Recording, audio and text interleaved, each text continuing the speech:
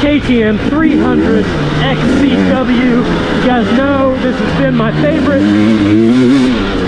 off-road bike that I talk about all the time, the one I want. Why?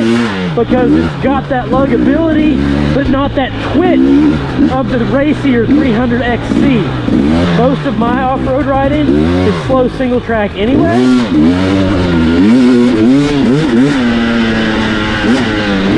Obviously there's a bigger difference this year because the XC is TBI and this is TBI. And let me tell you,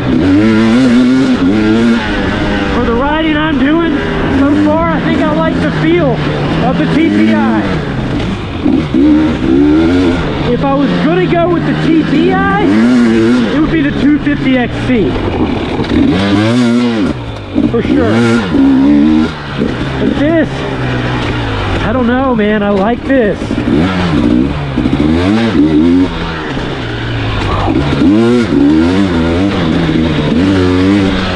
I like that linkage for high-speed stuff, but for this stuff, I love this PDS. It feels great. I feel planted.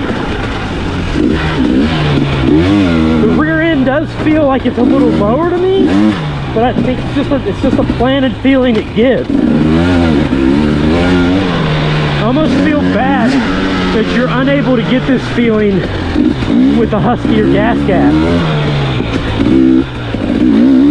To me, this 300 XCW feels as nimble or more nimble than the 250 XC TBI. If you put this or the new bike in front of me, I mean, don't get me wrong, I'd take either one. I'd probably take this, which should give all you guys hope out there that if you have a TBI, you don't have to upgrade, at least not right now. And TBIs in dealerships, you better go snag them. This is awesome. This will be my third or fourth year riding this exact bike with this exact demo, and I'm coming up with the exact same conclusion I have every single year. The 300 XCW is still my favorite dirt bike for this kind of stuff, which is like washed out single track, flowy double track. Now yeah, get me up in the top of third and fourth gear.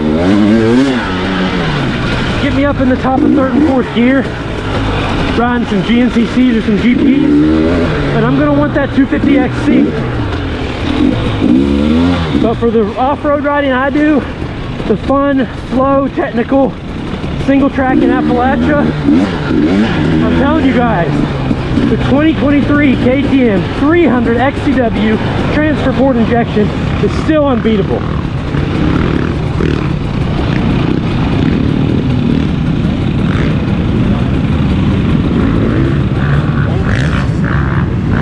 Still unbeatable. Enjoy.